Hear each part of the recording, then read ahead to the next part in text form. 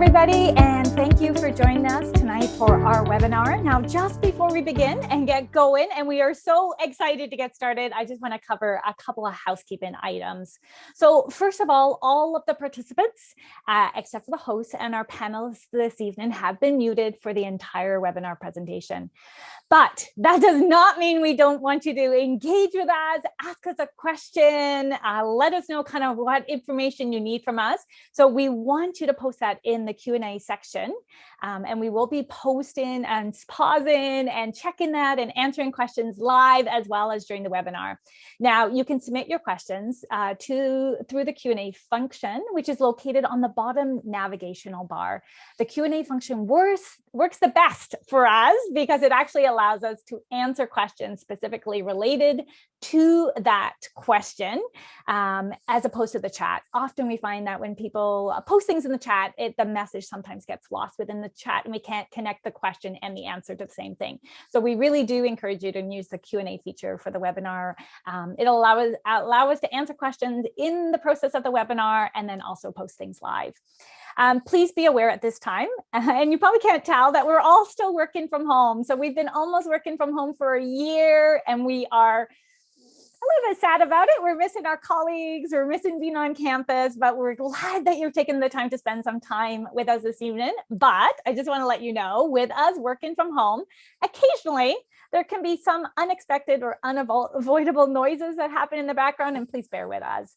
And lastly, I just want to make note that this webinar is being recorded and it will be formatted and uploaded on the Lakehead University YouTube channel in the near future. Now, tonight's webinar is all about financing your education. And whew, we're excited to talk about money, right, Quinn? Right, Rebecca? Yes, we are. Oh, yes. Oh, yeah, there we go. Quinn's got a whole party going on in the background as we talk about money tonight. And so we are super excited that you're joining us. And before we get started, I want to take a moment just to introduce who's with you tonight, so you can learn a little bit more about us. So my name is Tori. I'm the Senior Recruitment Coordinator for Lakehead University. I've been with the university for almost 6 years, but I've been working in post-secondary, oh my gosh, for close to 20 now. So it's been a long time that I've been working in post-secondary. I love it. I love the process of assisting students, working with families, following families through that whole process. I'm a proud mom of 3 graduates, one soon to be graduate from Lakehead University. So, you know, I have lived that experience of watching my own kids grow up, do that university exploration, watch them go through college and university as well. And so I've been on that mom end of things. And if there's any parents on this webinar this evening, I know what you're feeling. Yes, it's going to cost money, and let us help you figure that out. I'm going to pass it over to Rebecca so she can do a little introduction about herself. Good evening. Thank you everyone for coming. I'm very excited as well. I've been with Lakehead only a few months, but I have been in post-secondary for a number of years. And like Tori said, I understand the importance of this information. I get it. I've been a student, been there, done that. It's manageable. Let me tell you, it can be a lot, but it's manageable. And we're going to help you through that tonight. I'm so excited to get started. Now to our third and final panelist, Quinn, do your thing. Hello, everyone. I'm Quinn. I work at Student Central, and I am also a proud alumni of Lakehead University from the Honors Bachelor of Commerce program at the Thunder Bay campus. So yeah, I've worked in Student Central for about 2 years. Previous that, being a Lakehead alumni, I talk to students all day, every day about admissions, financial aid, as well as academic advising once you're a student at Lakehead. And so we'll be seeing each other lots throughout the next 4 years as we help you at Student Central from the applicant stage all the way up until when you graduate. We're your one-stop shop for all things academic advising and financial advising. So I can't wait to share with you what Lakehead has to offer and answer any questions you might have. Awesome. So you can see that we're going to help you tonight. So we're looking forward to giving you some information. So before we get started, really on the base of this webinar is all about that financial aid part. We just want to talk a little bit about Lakehead in general. And we know that everyone is at a different point. So a number of you on the webinar this morning, no, please let me not start the day all over again this evening. Might have already applied. You might have already applied and had an offer of admission. You might have already confirmed that offer of admission, or you may still just be exploring your options. And we're so happy that you've taken that time to join us. And we just want to let you know that Lakehead University is far from ordinary. And we want to make sure that you know that Lakehead is the right choice for you. And as we mentioned, we really encourage you to ask us lots of questions this evening, and so we can work together and kind of get those answers for you. Now, before we get started on all that stuff, we just want you to take a moment and think about what you want your university years to be about. And I ask this to students and to parents all the time. These university years are 4 unique years of your life. And I think they're so unique because you're kind of on that, that cusp of adulthood, which you are, and you're learning how to kind of be independent and explore things. And we don't want those years to be typical. We don't want them to be ordinary. We don't want you to have a textbook, so-and-so did this, so my experience is going to be the same. No. We want them to be unique. We want them to be yours. We want them to be unconventional. And so we want you to imagine what it's like to attend a university that really provides that transformative education that's far from ordinary, and a university that can provide you with a place to grow, a place to experience, and to have adventure and excitement as well. And we want you to think about what you want your classroom to look like. And on the screen, this is a classroom at Lakehead University. And so the one thing that's really unique about Lakehead is our experiential learning opportunities. We really bring that learning outside the classroom. And so we don't want you to think about 4 walls and classrooms. That's not how we learn. Yes, you're going to have some of that in whatever program you're in, but it's really about building and learning in those environments. And I'm sure Quinn can talk about it, but he's not going to, but just kind of the experiences he had within his business program and that experiential real life learning as well. So we really build on that and take those learning beyond the 4 walls and classrooms. And the other thing we really want you to consider is how you want your education to shape your future, because this really is about that first chapter or that next chapter in your life, and how that future is going to look for you. And the thing with Lakehead is we have world-renowned facilities, we have researchers, you have a ton of opportunity to be involved in things that are going on within industries right at the ground level. And we want to challenge you, we want to guide you, and we want to support you in kind of whatever pathway you want to pursue. So Lakehead really is a university where your knowledge can be applied and you can receive that experiential hands-on learning right within the first year of your education. It's an education that helps to shape you and shape you in with those researchers to guide you kind of what you're interested in. And we know sometimes when we talk to students coming into university, they're like, I actually don't know. I don't know what I'm interested in yet. I don't know what I'm passionate about. And I'll tell you, it is really cool. And we can talk about experiences and stories we've had with students where they found their passion and made program changes and had an eureka moment. And that's really what Lakehead is all about, with those small class sizes, that hands-on experiential learning.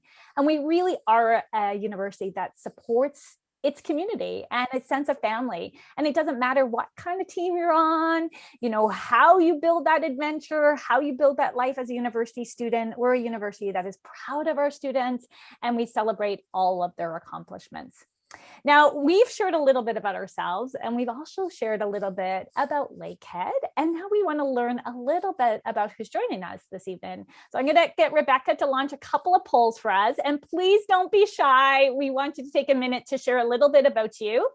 So the first poll that we can see up there is where you're from. So tell us where you're joining us from this evening. Are you from Simcoe County or Thunder Bay? Those are our 2 hometown areas. Are you from the GTA? So from the Toronto area? Are you from somewhere else in Ontario, somewhere else in Canada? Or are you an international student attending with us today? So we'll just give that another minute and we'll shut it down and we'll launch that poll so you guys can also see who's joining us this evening. There we go. So that gives you a little bit of an idea who's on the webinar with us this evening as well. So that's great. Thanks so much, guys, for sharing that. And the next thing we'd like to know is what best describes you. So just tell us who you are. Are you a Canadian citizen or a permanent resident? Are you an international student studying in Canada or on a study permit? Or are you an international student living outside of Canada? You guys are so quick on these polls. I am loving this engagement. Keep this up, guys. You're setting the bar really high for this evening. Thanks, Rebecca, for sharing that one and shutting it down. Fantastic. And we want to know who you are. So what is the last institution you've most recently attended or currently attended? So are you currently a high school student or most recently graduated from high school, college, university, or are you in that other category? And I don't know what that other is, but we can figure that out through chat maybe. Awesome, you guys are doing phenomenal. Great job. And don't worry, this is not like a hard task. We have one more, and I promise this will be the end of it. But we just like to learn a little bit more about you. So we know many times when you attend these webinars, you're attending with someone else, or you've got someone else in the room. So tell us who that is. Is it a parent, a guardian, a grandparent? Is it a spouse or a partner with you? Do you have a friend beside you helping? Do you have a pet with you? I love the me, myself, and I category because sometimes I have great conversations with myself, and it's better when no one else is in the room when I'm having those kinds of conversations as well. I always think we should have a sub poll on this one to find out what kind of pet they're with, because I want to know that as well.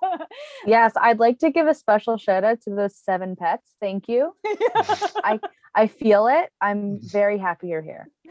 So I have pets in my house and they have been locked out of our webinar room for this evening, but occasionally you do hear them in the background. So hopefully tonight will be pretty quiet. Awesome. That is fantastic. And we really look forward to sharing some information with you. I'm not going to mess around any longer. I'm going to turn it right over to Quinn now while we talk a little bit about how we can help you make this dream come true and how we can support you with your education.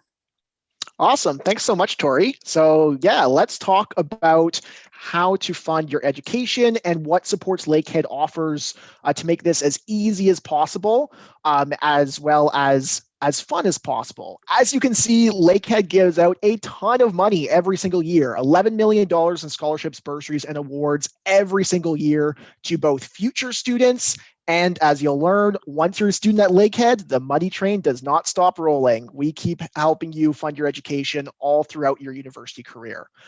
So along with all of our scholarships, bursaries, and awards, we also have a work-study program, which allows you to make some extra income on the side, working right on campus with fixed hours. So we'll go into more about that later, as well as the general and travel bursary for up to $2,300 for students who are traveling from Southern Ontario. I see a lot of you are from the GTA. This one's for you.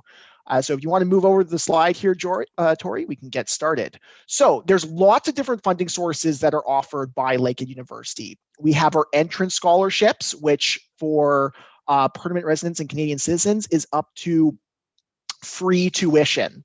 And then we also have more funding, which is entrance athletic scholarships for varsity athletes.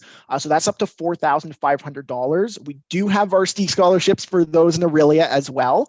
And so if you're a student athlete, talk to the Department of Athletics, see what's available.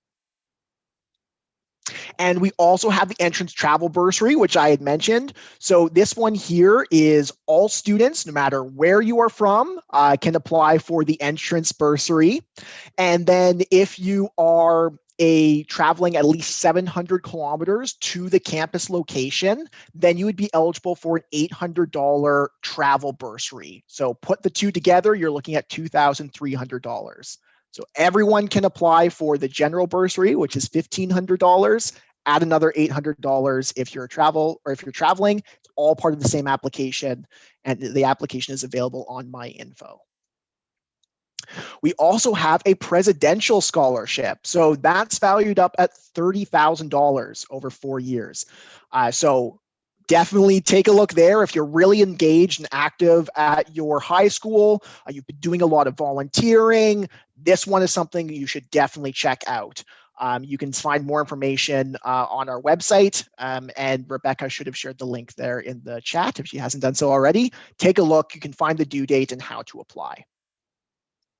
We also have an Alumni Association Entrance Award. So anyone whose parent was an alumni or relative, take a look at this one. It's applied through the Alumni Association, so you'll have to contact them for details, but it's up to $10,000.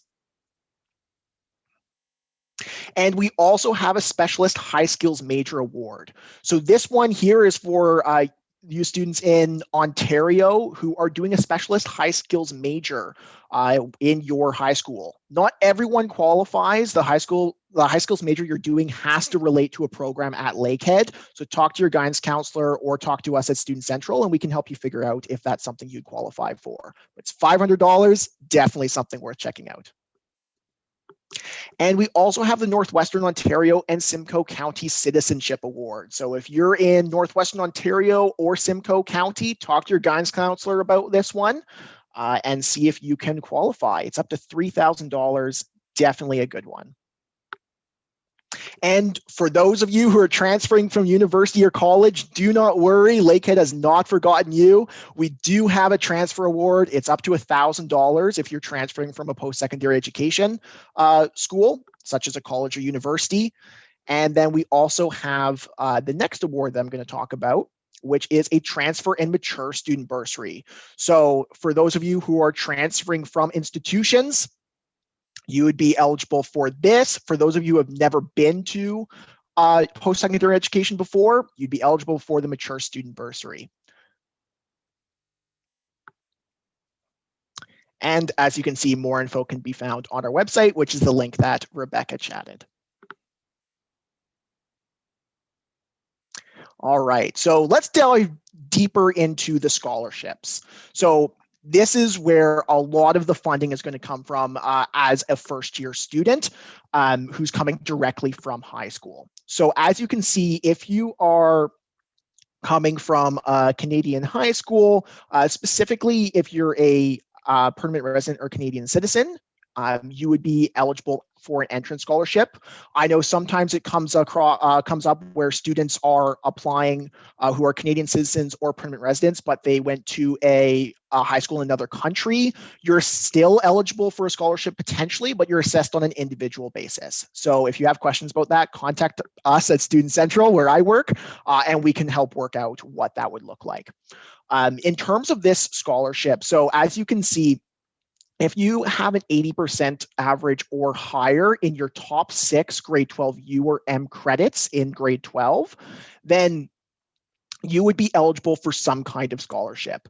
We do 2 rounds. We look at your grades as of May, and we look at your grades again after you graduate, and we release offers in July. You get to keep the best of the 2 offers, except for the free tuition scholarship right there at the very top, that 95%. So there, the first round is $16,000 over 4 years if you have a 95% during the first round. And then if you maintain that 95%, then it gets upgraded into free tuition when you once you graduate.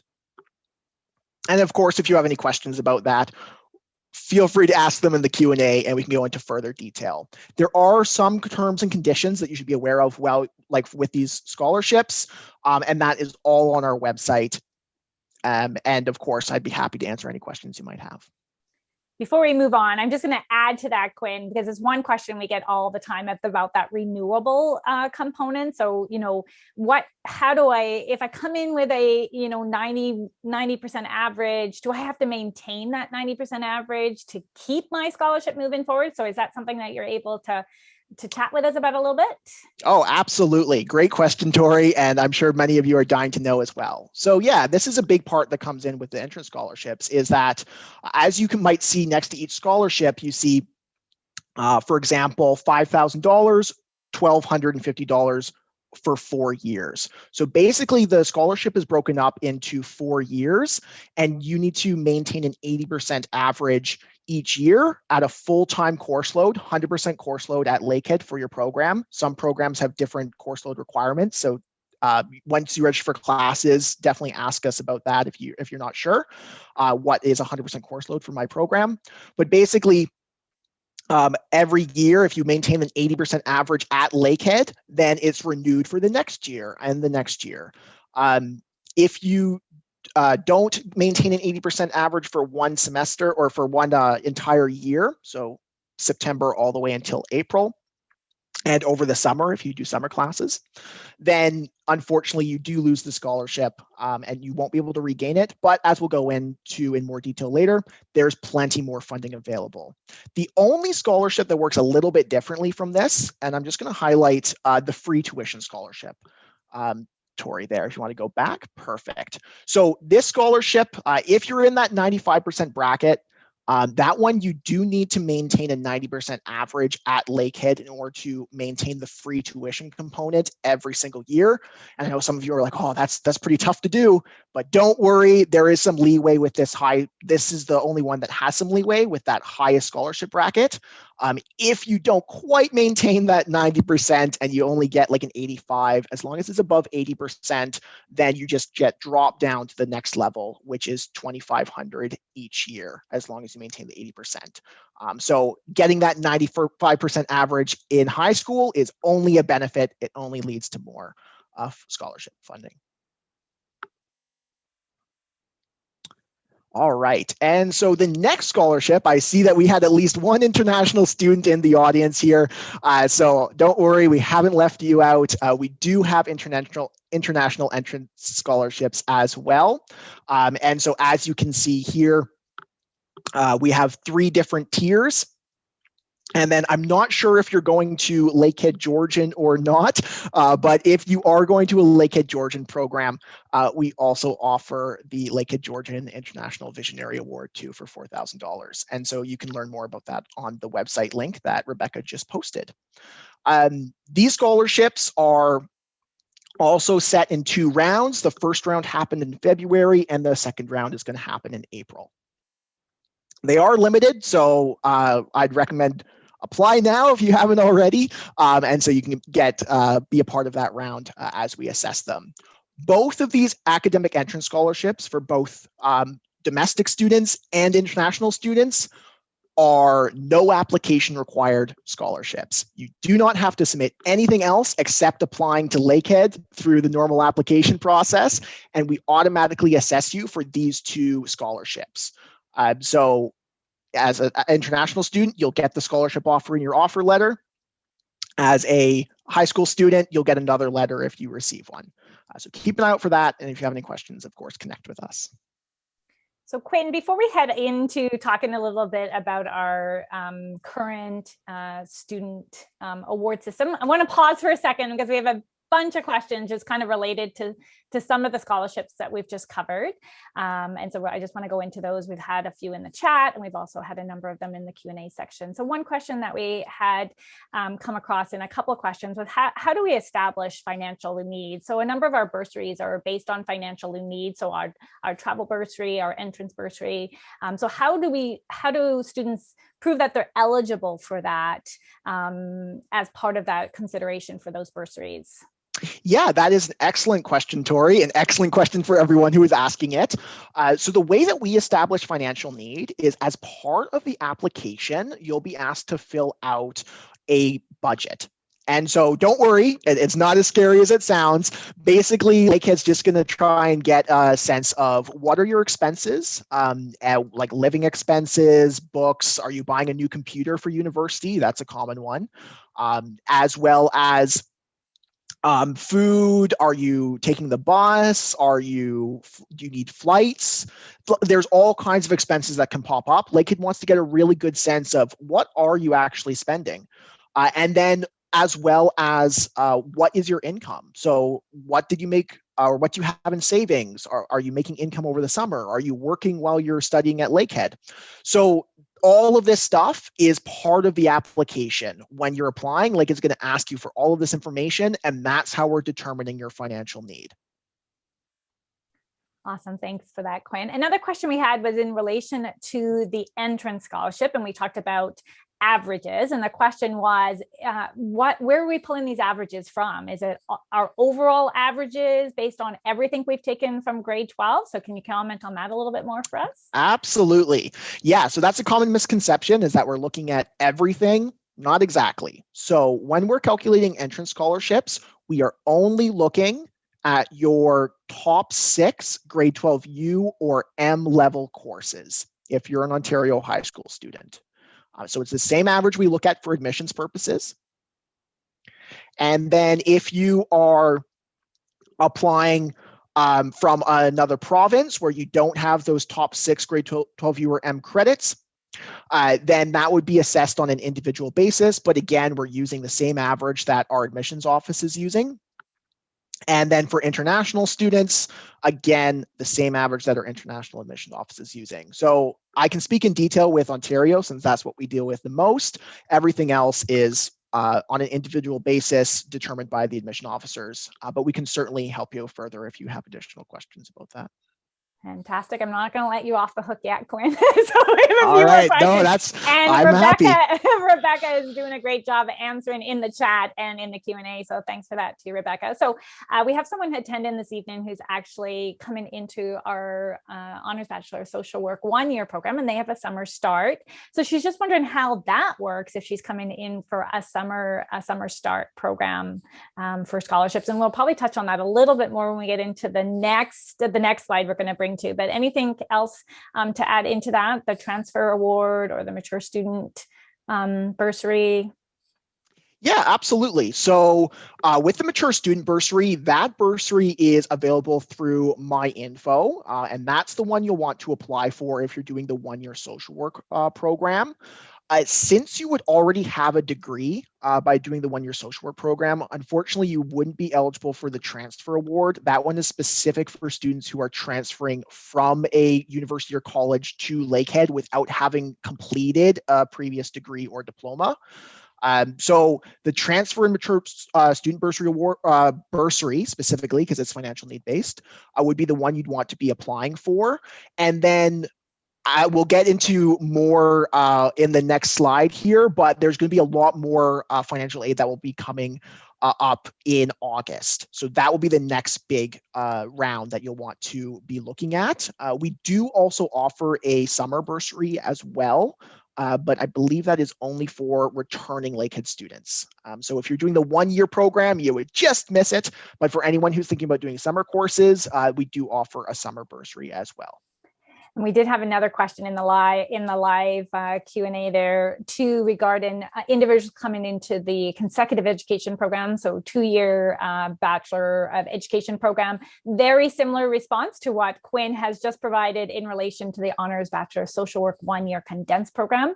Because you already have a university degree, unfortunately, you wouldn't qualify for any of our entrance scholarships because those are direct from high school scholarships, but would be able to apply for any of our ongoing or current student awards. We're going to touch on that a second, so just hang tight. We're just trying to get through some of the questions related to the topic that we just covered, or the mature student bursary, or the probably would they qualify for the transfer award, Quinn, coming in to the B.Ed? No, okay. If you already have a degree, you wouldn't qualify. Perfect. This is why we keep the experts on the line with me tonight. Keeps me honest as well. So we had a question regarding the entrance scholarship. Is it guaranteed? Yes, the entrance scholarship for students who are permanent residents or Canadian citizens eligible for the domestic entrance scholarships, those are unlimited. So as long as you have the average required, and you are enrolled in the right number of courses come September, which would be a full course load, then you are eligible for the scholarship no matter what. It is guaranteed. If you get that first round in high school, because oftentimes we all know those final exams can be really tough, but if you get that first round in your midterms, and you're eligible for an entrance scholarship in the May round, and then you just miss it by the second round and you're not eligible for any scholarship, that is okay. You do get to keep your first round. Lakehead takes the best of the 2 rounds. So even if your marks drop and you were eligible for a higher scholarship value in your first round, and then they drop to a lower value, you get to keep the best of the 2. Awesome. And 2 more, and then I promise we're going to move on because I know there's a ton of questions out there, and this is related specifically to bursaries in general. So like things like our entrance and travel bursary. So question, are we able to apply to the entrance and travel bursary right now? Excellent question. Yeah, so for the entrance and travel bursary, let me remind myself about the due date here. Yes, so it's done in 2 rounds. Yes, so the deadline for the entrance and travel bursary is June 30th. So it is currently open, and you can apply now, or you can apply in late June.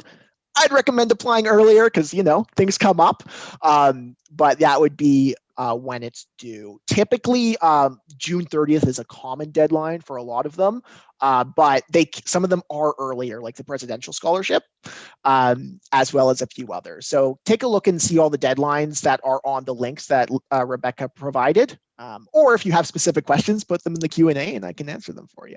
Yeah, so as Quinn mentioned, anything that is, so our automatic entrance scholarship for domestic and international students, you don't have to apply for, but anything else we've kind of talked about, you do need to apply for. So the SHSM or SHSAM scholarship, the Simcoe County Northwestern, the deadline's actually passed for that one already. The travel and entrance bursary, and the travel and entrance bursary is open now. You apply for it through My Info. We do the first round. The deadline for the first round is April the 15th, and we actually do recommend that students apply for that before that first round deadline. And then we do have a second round for June 30th as well. And I did see a question, I think Rebecca might have already answered it, but it was a question about the travel bursary specifically. If they lived in the GTA and were coming to the Aurelia campus, do they qualify for the travel bursary? Sorry to say you don't. Doesn't matter how many times you drive the 400, it's not 700 kilometers from our Aurelia campus. And that doesn't count, you're going home every single weekend. That's 700 kilometers in one trip. So generally individuals coming from the GTA going to our Thunder Bay campus would qualify for that travel bursary or vice versa. So we're kind of going from one region into another region. Awesome. So we're going to pull over into some general awards. I know there's a bunch of questions still in the Q&A related to that, to some of the topics that we've just covered. So I'm just going to put a pause on the questions right now so we can get through some of the other scholarships as well and awards and some of the other ways we can have money. And we do also have a section on OSAP that we want to make sure we have some chance to cover as well. But don't worry, keep posting your questions. Rebecca's doing a great job behind the scenes of managing those for us. Perfect. Thanks, Tori. Yeah, so now we're shifting gears a little bit, and now we're thinking about August. For those of you who are starting in September, around mid-August, My Awards opens up to you. So My Awards is Lakehead's application site for everything financial aid related through the university. So this is all scholarships, bursaries, and awards that you'd be applying for as a current Lakehead student would go through My Awards. It's a really nifty application. Basically, it allows you to answer a questionnaire, and then it will automatically sort everything that you're eligible for. So you don't have to go reading through the hundreds of awards and bursaries that we offer, trying to figure out which ones you're eligible for. We do that for you. You just answer a few questions. And then from there, it's just apply, apply, apply. So we have lots of different types of awards and bursaries that are available. Some of them are based off of your enrollment or your involvement at Lakehead, club stuff. Some of them are based off of your heritage. Some of them are based off of your grades. Some of them are just based off of your financial need. So it doesn't matter how well you're doing at Lakehead. You do need to maintain at least a 60% average to be eligible for anything. So keep that in mind. But you can apply for awards if your average is only around like 65 to 70. And those would be the bursaries that Lakehead offers, which are purely financial need based. So lots of different opportunities available. We don't know how many are going to be available come this September, as they're all getting bunched up together as it comes up.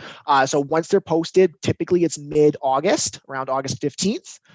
You can take a look, see what's available, and start applying. And most of them are due kind of mid-October is when it typically happens. However, some deadlines do vary, so take a look early and see what's available. And to clarify, in terms of just so you can balance your budget, I should mention that everything you're applying for on My Awards in August is all going to be paid out at the beginning of January when you start your second term. So typically it's that first day classes when it gets added to your Lakehead account. So if you've already completely paid off Lakehead, then Lakehead will just issue you a refund for that amount. So you'll get the money either way, but it's all paid out in January. All right, so let's talk about other sources of funding. So we went through all of the different bursaries and awards and entrance scholarships that Lakehead offers, but there's other ways to also fund your education that is not just through Lakehead. So one that is through Lakehead is the work study program, which we'll get into a little bit more. But basically the idea is that it's jobs that are posted around mid-August, mid-October. You're seeing a pattern here. As well as early March, and they close early May if you want summer jobs at Lakehead. So it's all through the work study program.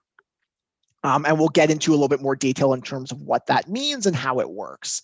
Another way that's really common for students to help fund their education is the government student grants and loans through OSAP if you're an Ontario student. For those of you who are coming from another province, you'll have to look and see what your province's student aid is. They all have their own organizations, and if you're coming from another province, you'd be applying through their student aid, and Lakehead would just confirm your enrollment on our end. For those of you who need a little bit of extra funding, there are student line of credits available through a bank or a credit union. These are private loans. Typically, they have either higher interest or you're being charged interest while you're a student. So not my go-to option, I would say, but certainly they're available there if you want to take a look at those. Typically, you wouldn't need them, but everyone has a different situation, as well as savings. So this one is sometimes pretty key because some students think, well, I'm getting OSAP and everything. I don't need to work, or I don't have to work. This is something that OSAP does expect students to contribute a little bit towards their education. There are reviews that you can do if you weren't able to find a job. I know COVID's a tough market, so definitely easier said than done. So there are reviews that you can do with us to help maybe potentially get additional OSAP funding if you weren't able to find a job over the summer. So definitely talk to us if you have those questions, but just something to be considering is that all these programs, you do have to still pay a little bit, or you are expected to pay a little bit towards your education. All right, so let's go into more detail about funding your education through the work study program, which Lakehead offers our students. So this is great because, one, you're only competing against other students. So it's not a very wide amount of applicants. So if it's tough finding a job during COVID, this is a program that can help alleviate some of that struggle. So basically the way that it's set up is that it is 10 hours a week on campus working for fall and winter terms. So the job postings begin mid-August. There's a lot of different departments that are always hiring.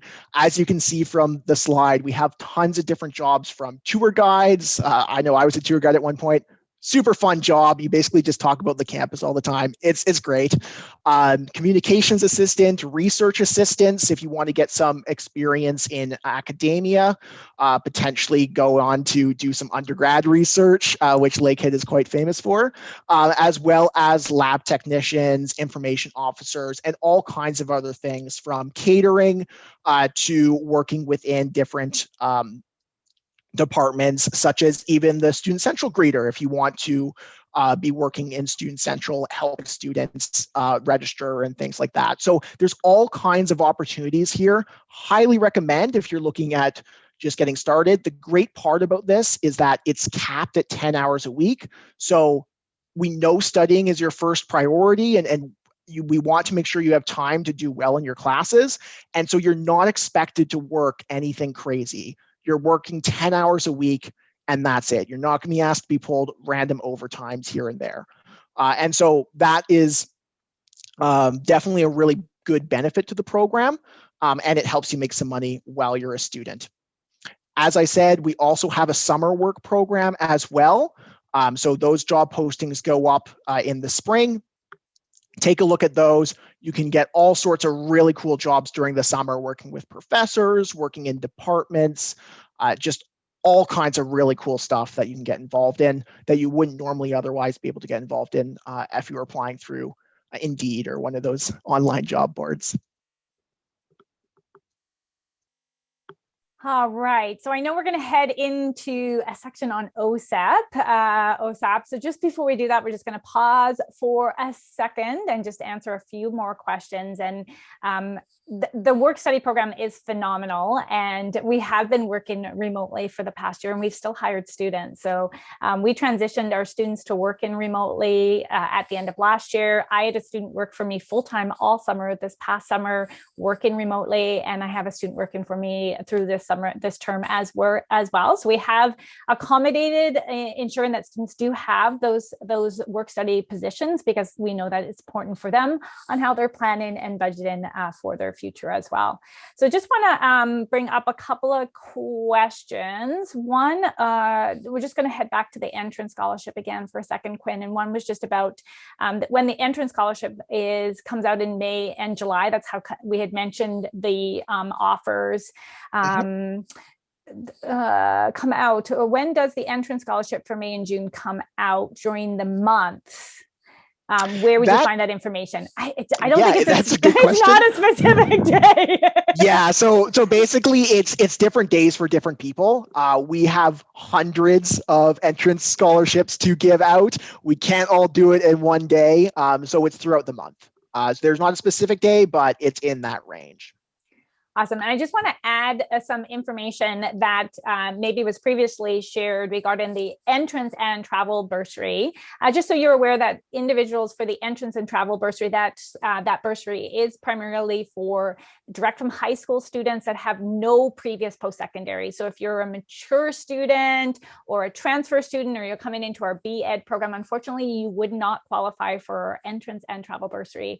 It's a direct from high school or 1 year out of high school kind of situation with no previous post-secondary. So Quinn did mention a few of the other scholarships, awards, bursaries, the transfer award, the mature student bursary, as well as access to our full award system. So don't feel like you're being left out.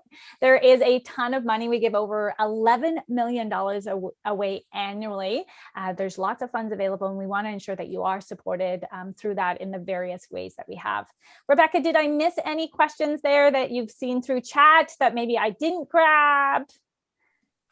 No, we've got an OSAP question, but I figure if Quinn goes through it, maybe that'll be answered, but otherwise we're doing okay.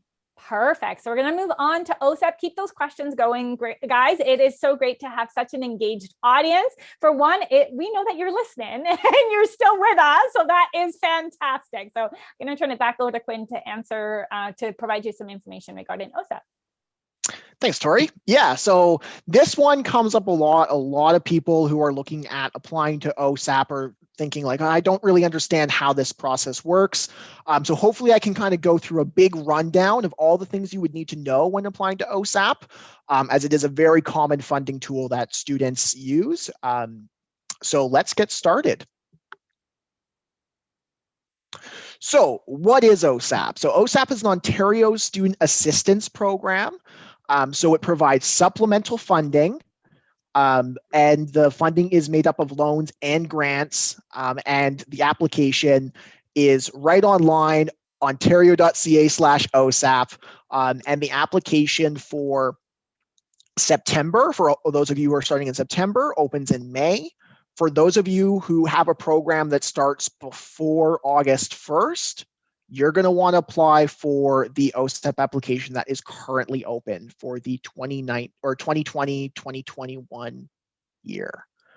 So that's the current application that's available, and that's because OSAP rolls over its year on August 1st.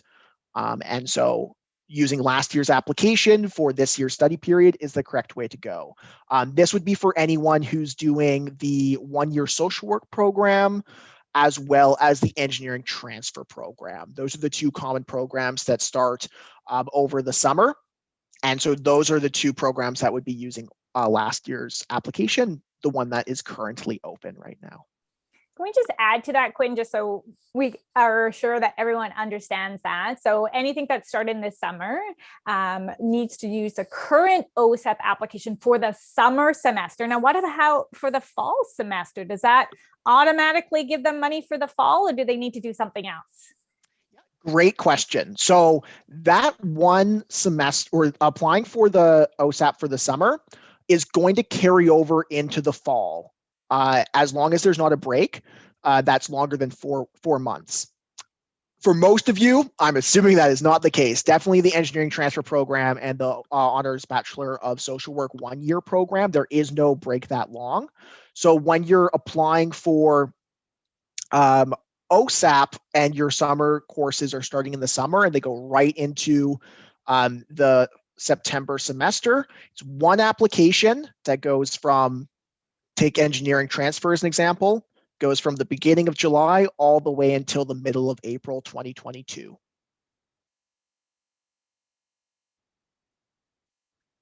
All right, so this is a common question we get all the time is, am I eligible? Like who can actually get OSAP? So OSAP is open to any Ontario residents who are Canadian citizens, permanent residents, or protected persons. And there's a definition on the OSAP website in terms of what protected persons are. In terms of, like, for some of you who are international students who are in the process of getting your permanent residency card or are going to get it at some point, once you are a permanent resident, then you can apply to OSAP. So keep that in mind that there's a new OSAP application every single year. So it's every time or once you get your permanent residency card, you can apply to next year's OSAP application, no problem. So how does the process actually work? So step one is once you log on to the OSAP website and take a look to see what OSAP, what the process looks like, the very first step is to create an OSAP account. Once you create an OSAP account, remember the information, by the way, because we have some students years later who contact us and they're like, I need to verify my password. OSAP requires us to see a SIN card in person. As you can see, normally when there's no pandemic, super easy.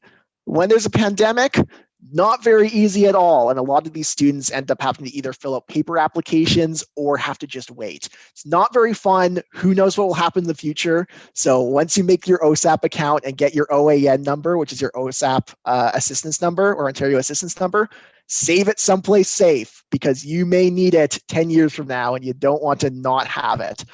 And then once you do that, you're going to want to create an OSAP application once you're in an OSAP account.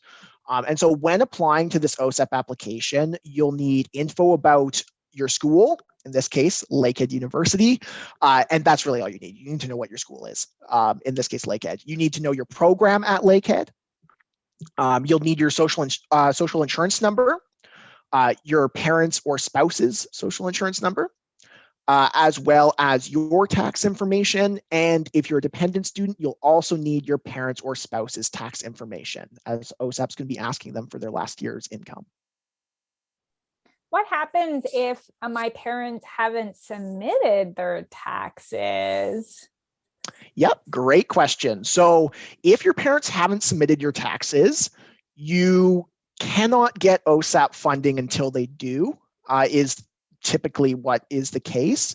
That being said, if you haven't talked to your parents, if there's some sort of family breakdown that's occurred and you have no power in terms of them getting their taxes, you aren't living with your parents, there is such thing called a family breakdown review that you can submit. There's some paperwork involved in terms of so talk to us at Student Central, we can go through it, but that can allow students in that situation to be able to receive OSAP funding. So talk to us. I know it's a sensitive situation, but we are completely confidential and we can absolutely help you through it.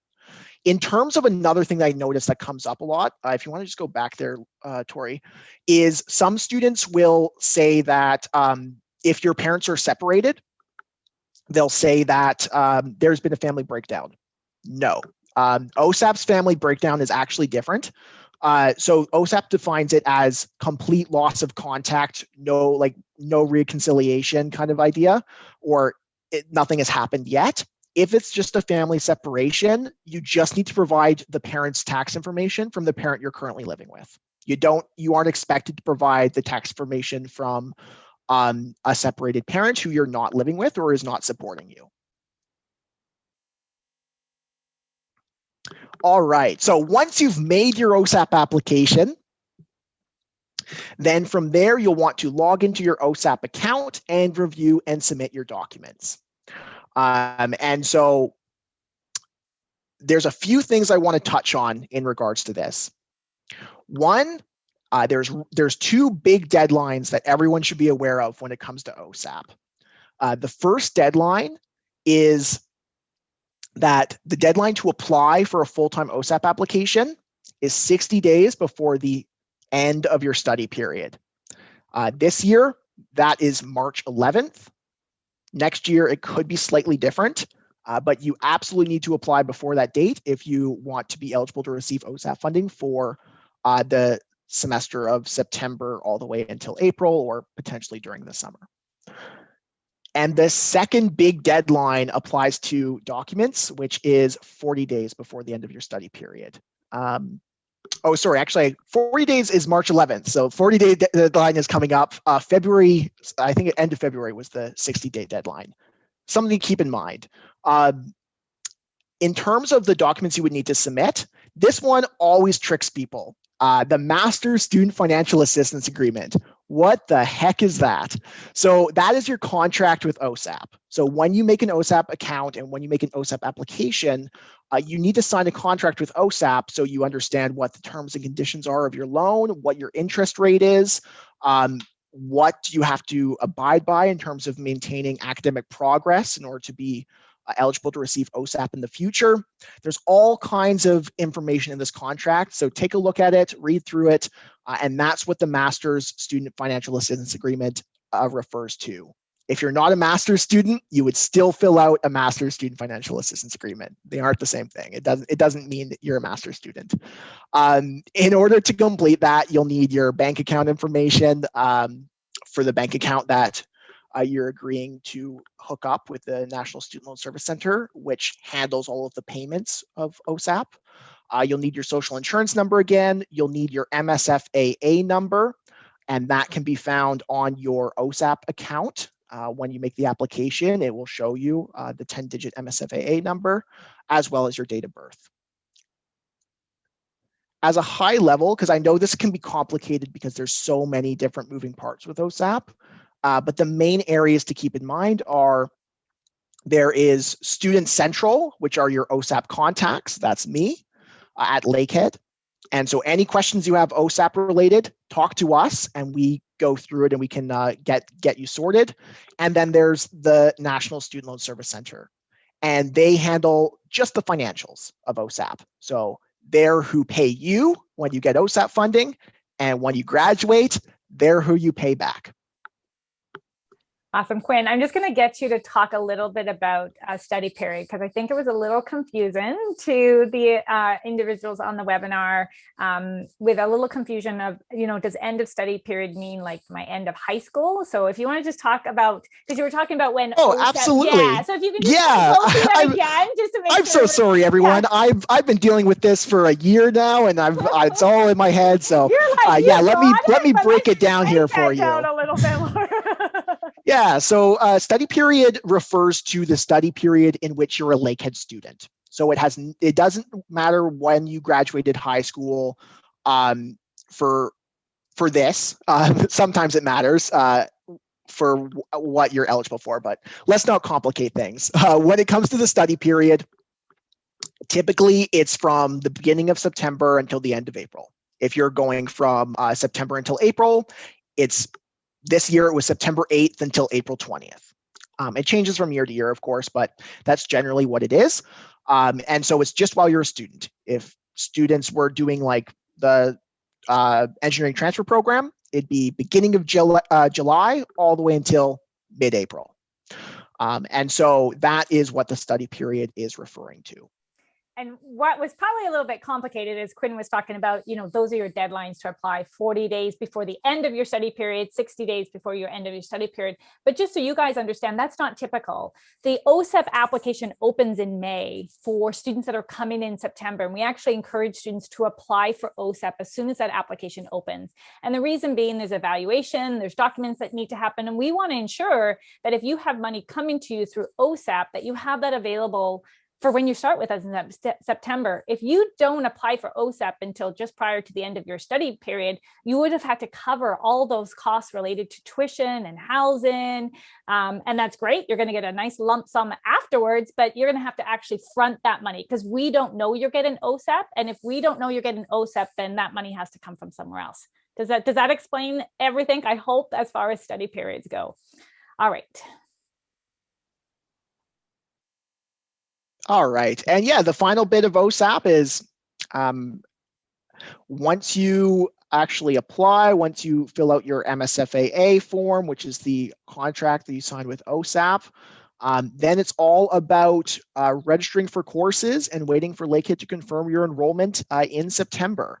So as Tori outlined, typically what we recommend for students to do is when an OSAP application opens up around May, then fill out the OSAP application, fill out all those supporting documents that you need, and then once registration for classes opens up, typically in July, register for all of your classes, and then you hold off until Lakehead confirms your enrollment at the end of August or September, and then your OSAP funding is released afterwards.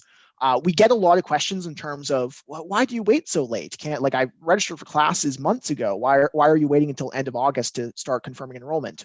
The reason we do this is because students are switching their enrollment all the time during the summer. So we don't know if you're actually going to stay enrolled in the classes you are, if you're going to switch them around, if you're going to drop some classes and maybe do a lower course load, maybe raise your course load. We just don't know. And so that's why we don't confirm earlier. We wait right until courses are going to start so that we know that what you've put in is correct. And there are potentially effects that can happen if you're lowering your course load throughout the year. OSAP wise, it could affect the amount of funding you're eligible for. And so we don't want to put in any false information earlier. That's going to change later, as that can have effects later on that we don't want to set students up for. We can work with you on a one-on-one basis later on if that happens. All right, so here's a bit of things like that often come up is you are not required to update any funding issued to you by Lakehead University. We do it for you. So what do I mean by this? If you receive any entrance scholarship from Lakehead or any bursary award or anything else from Lakehead or My Awards, you do not need to input this into OSAP. So when you make your OSAP application, OSAP's going to ask you, what are you expecting to make in awards and bursaries and scholarships? And if you have an entrance scholarship, just put 0. And if you're not receiving anything else, because Lakehead's going to input that money for you.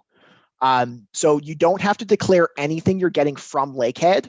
However, you do have to declare anything you're getting outside of Lakehead that Lakehead wouldn't know about. So if you are applying for awards through Wyconic or some other external award, if you have like awards through high school that aren't Lakehead specific from some other organization, those awards are the ones you're going to want to be inputting into your OSAP application because Lakehead doesn't know about them, so we can't put them into your application on your behalf.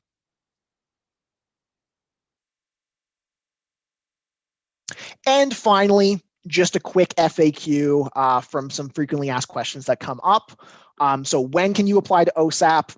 Typically, it opens in May. The deadline to apply is 60 days before the end of your study period, which, as we discussed, typically your study period would be mid-April. So this is typically around February.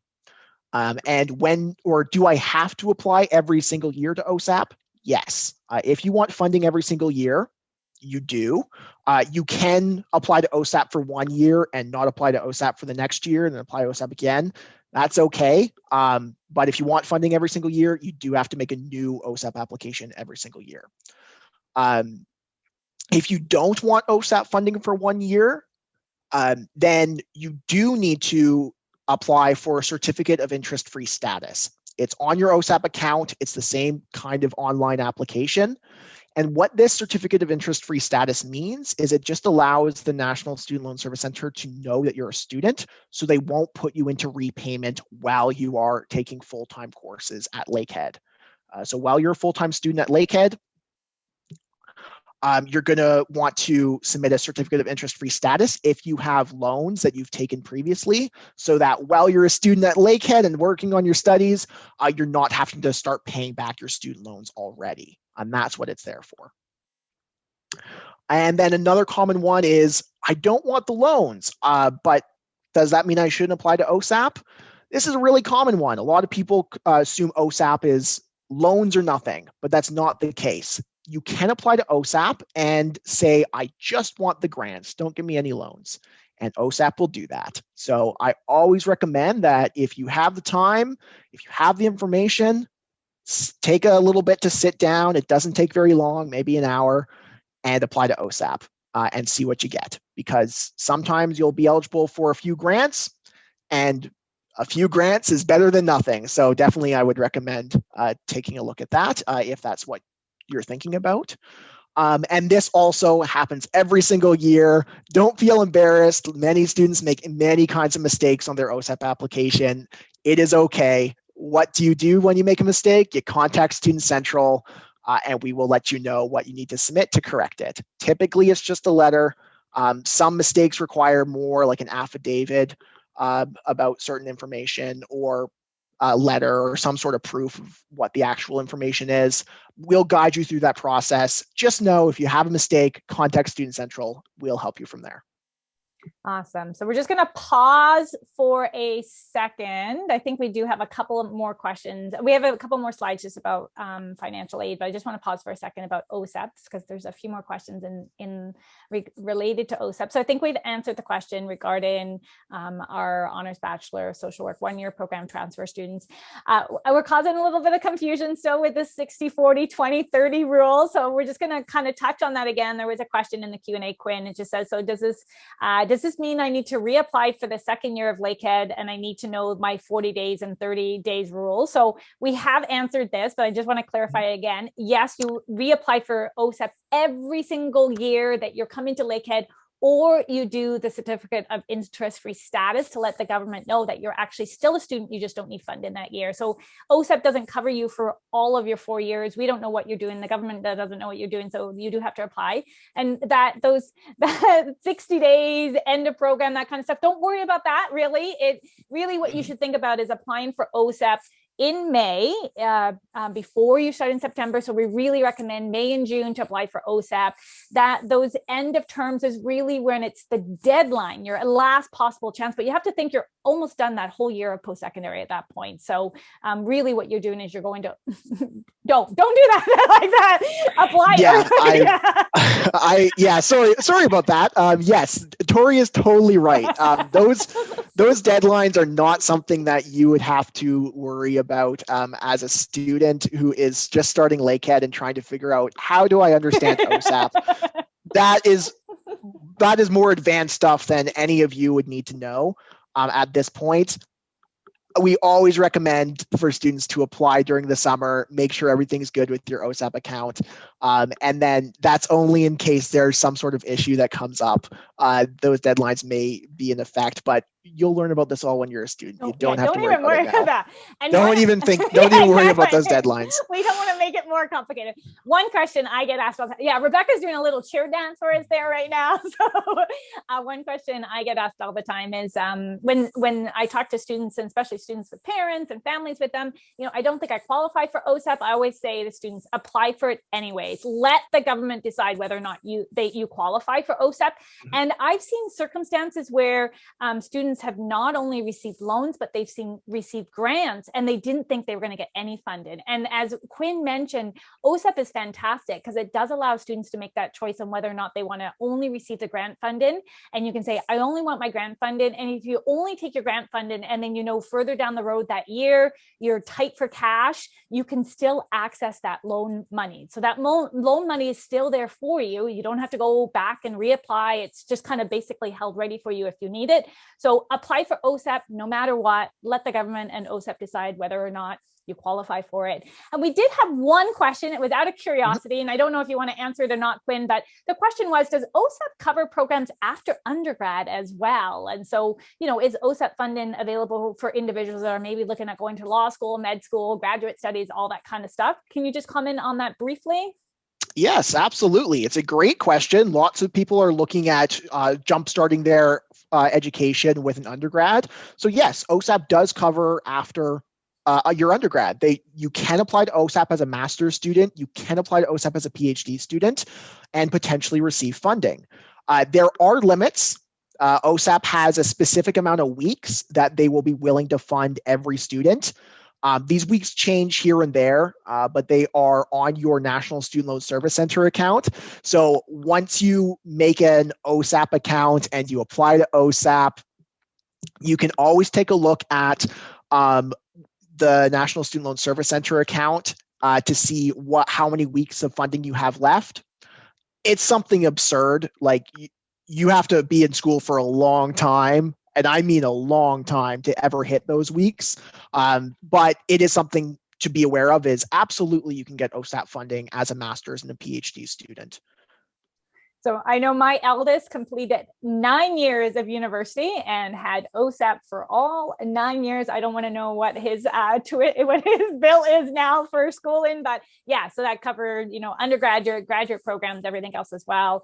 There are lifetime caps related to that, but all stuff you don't need to know. Just know that it is one of the funding sources that's available for you to help cover the cost of your education. And we always talk about education is an investment in you. So really don't look at it as how much it's going to cost. It's the one thing in life that's going to benefit you for your whole entire lifetime. And it's the one thing in life that no one else can take away from you. You don't have to sell it, trade it in. It's not like a car or a fridge that every so many years you have to get a new one. Once you've secured that credential, that degree, that diploma, that master's, that PhD, that is yours. And so it really is an investment in your future. And through scholarships, bursaries, awards, OSAP, student finance, student work study programs, those are all ways that Lakehead and the government can help invest in you for your future as well. So we're going to just move on a little bit and talk a little bit about payments and how we pay tuition and stuff as well. And for those of you hanging out with us,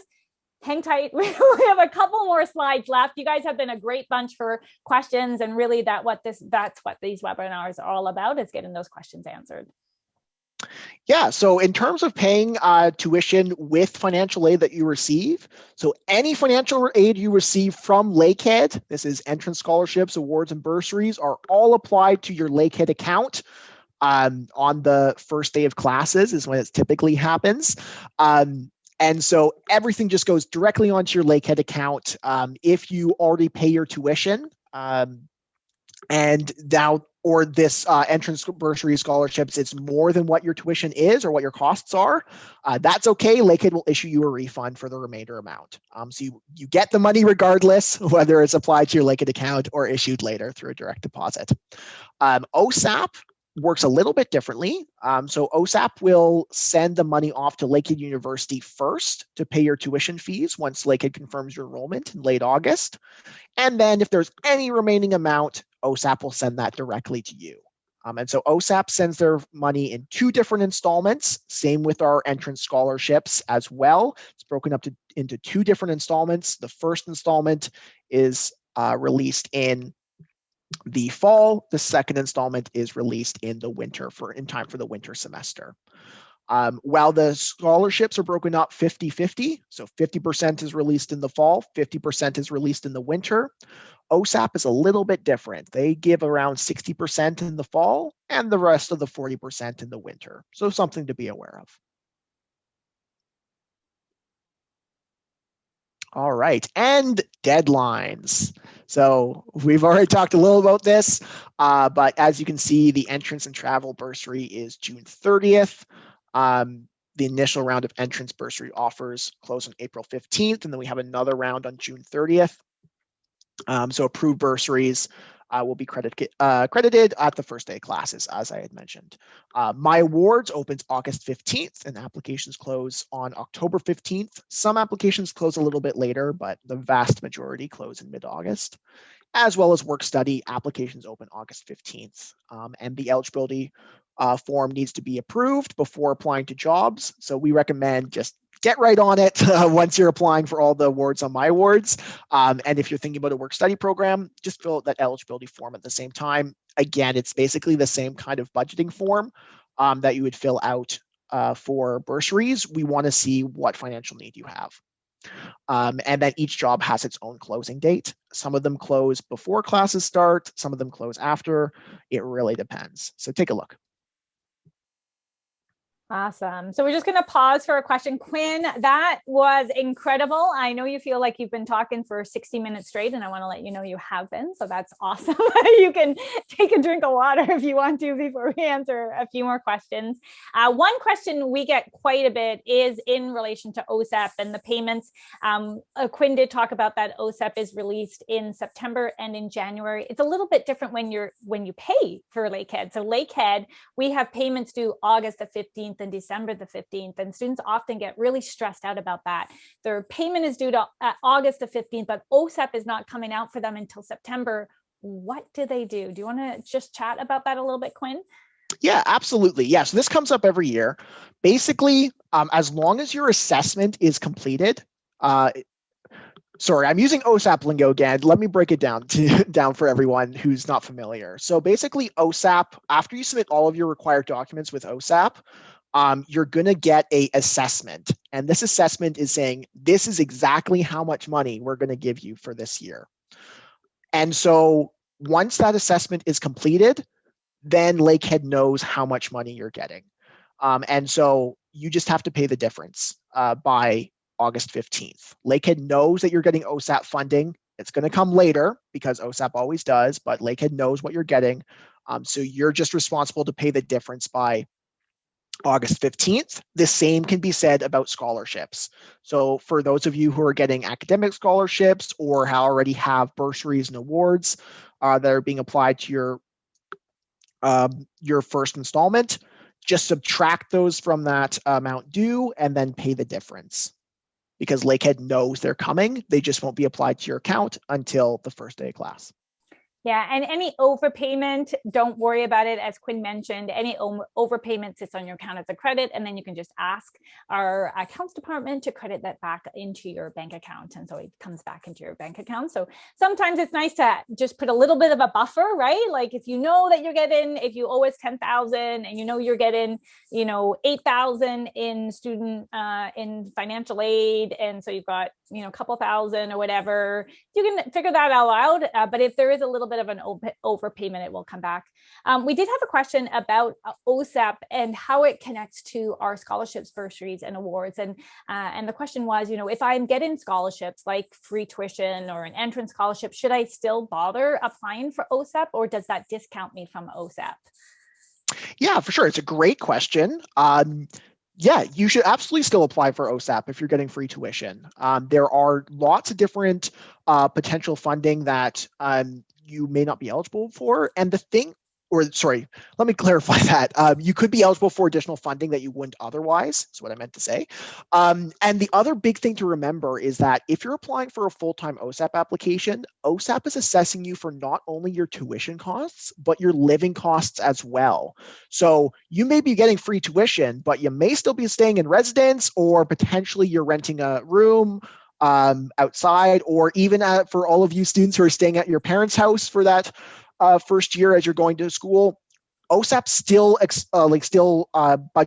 budgets in some living expenses, and so all of that they're looking at. So definitely you could still be eligible for OSAP funding. The other big thing is that for all of you first year students, OSAP budgets in the cost of a new computer. They give a technology cost as part of it, and so definitely applying to OSAP in your first year can certainly help you out, as that's an extra expense that people in second, third, and fourth year of university wouldn't have it wouldn't be part of their assessment that OSAP completes. So that created a whole bunch of new questions. I love how when we have discussions, they just like boom, boom, boom, boom, start coming out. And that's so, OSAP for you. Yeah, all the time. So I know Rebecca's answering this question. Does free tuition cover the cost of residence? It doesn't.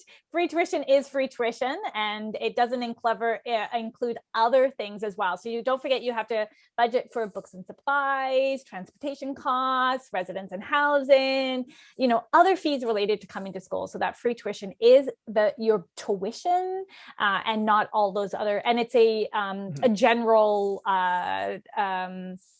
I'm trying to think up to a certain amount. So we do have some programs that are a little bit more expensive too. And so you just want to make sure that you're covering all your bases coming. Yeah, it doesn't cover student fees. Yes. That's the big one, is that everyone at Lakehead, they have a tuition cost, but they also have student fees for various services, auxiliary fees, things like that, for like lab costs and things like that if you're in a program with labs.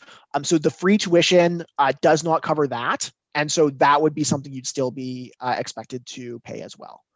And there will be expenses. Yeah, for sure. And that's things like your bus pass, your extended health and dental, your sports and rec fee, all those types of things is really critical for you as a student. And by charging a little bit to each student, it helps covers the cost for all of our students attending. And so that free tuition covers your base tuition, but you're not your auxiliary fees, not residence and housing. And so that's why we really encourage you to apply for other scholarships, awards, bursaries, internal, external, and OSAP as well. And we did have a question, and I think it probably just got missed. Someone said, what does it mean, My Awards? And if you missed this, Quinn did talk about it. The My Award system is our internal scholarship, bursary, and award system for all current and continuing students. And that actually opens on August the 15th and closes on October the 15th. And when you apply in that time period, it does self-sort you for all of our fall and winter scholarships, bursaries, and awards. And it's an incredible database that knows a little bit about you. And so it's very different than sitting there working through a catalog and highlighting the things that you think you should apply for or you may qualify for, because this searchable database actually allows you to find things very quickly that you would be eligible for, and do it with a click of a mouse and enter for multiple scholarships, bursaries, and awards. So that is our award system for all continuing and current students at Lakehead. Was there anything you needed to add to that, Quinn, or did I do okay explaining what My Awards is? You explained it just fine. For all of you students who are applying right now and you're wondering, do I need to know where My Awards is? No. Yeah. It's not something you have to worry about until August. So any student that's with us tonight that's a incoming student, you should be accessing My Info. And if you're not too sure what I'm even talking about, we need to have a further discussion about that. But My Info, when you applied to Lakehead, you would have got an automatic email that has your Lakehead your Lakehead University email account and your My Info access. And My Info is our student portal. Is where you're going to gather information. We're going to communicate with you as an applicant. And it's also where you can apply for residence. So the residence application is now open for the fall 21-22 year. That's where you're going to apply for the entrance and travel bursary. My Awards is going to be there this summer as well. You'll have access to that. So that's really where you're going to find any of these scholarships, bursaries. A lot of them that we've talked about is going to be available through My Info or through links on our website. So things like our alumni scholarship is available through the alumni on our website as well. Awesome. I'm just going to check and see if there's any more questions. Could we quickly cover the definition of a mature student? I have one undergrad degree and just earned more than 20 years ago. Great question. So if you have been to any post-secondary education, it doesn't matter when it was, if you've been to university or college before, you would be considered a transfer student. I know it's a little bit weird, but mature students are only students who graduated high school and did nothing else. So in that case, you would be applying as a university transfer student, and you would be eligible for the transfer bursary. However, you would not be eligible for the transfer award, as that's for students who do not have any degree or diploma yet. Awesome. So we're going to give Quinn a break. I'm going to turn it over to Rebecca. We're not going to disappear, so don't worry if you still have some questions. I'm just going to pause it for a moment and allow Rebecca just to do some closing, and then we're going to hang tight and answer any other questions that may come our way. Awesome. Thank you. And I have to toot my own horn for a second. I came up with a brilliant pun earlier today, and I have to say it because I'm pretty proud of it. Quinn, thank you for the valuable information. I love it. You're welcome. Now, do again, I need to know how long you've been practicing that for, Rebecca? Absolutely not. No, not important at this moment in time. As some more questions come in, we'll get to them, I promise you. Like you can see on screen here, Student Central it's the everything. It's the hub. It's the center, the mitochondria, the powerhouse of the cell, I think. So please ask more questions if you've got them tonight. We are also available in recruitment to answer some questions. Quinn is available in Student Central to answer some questions. Whatever you're going to need, we're here to help you with. This is our purpose. This is why we're here. This is what we do, right? Mm-hmm. And now we also don't want this to be the last time that we see you or hear from you or see your name on the screen. So please hang out with us some more. We've got amazing virtual campus tours that are happening live. I know that's very confusing, but we walk through a virtual tour with you. You'll see my face, you'll see Tori's face, you'll hear us talking. We've got those right now for Thunder Bay and Aurelia campuses. It's all on our website. It's a lot of fun. I love them. I think they're great. Unfortunately, we're unable to do campus tours in person, but until then, please visit the website. Let us walk around with you virtually. Let us walk around with you. Let us hang out. It's gonna be great. And please, again, don't let this be the last time we see you. So stay connected. You can book one-on-one Zoom appointments with us. It could be on the phone if you don't want to put your camera on. That's okay too.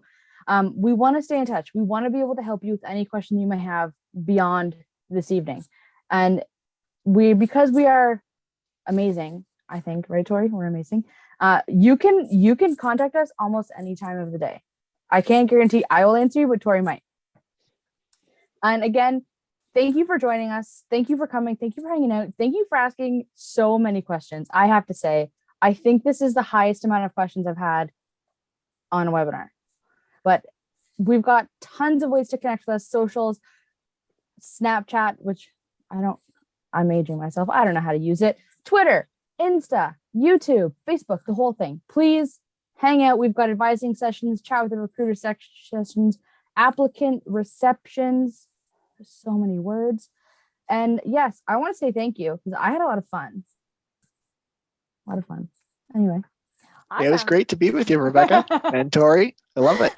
So we're just going to check the Q&A in the chat just to see if there's any more questions. I know one question I get quite a bit is from students that have graduated from high school that are on a gap year or taken a break between coming to university. Lots of questions regarding, do they qualify for the entrance scholarship, the travel bursary, all that kind of stuff. You do.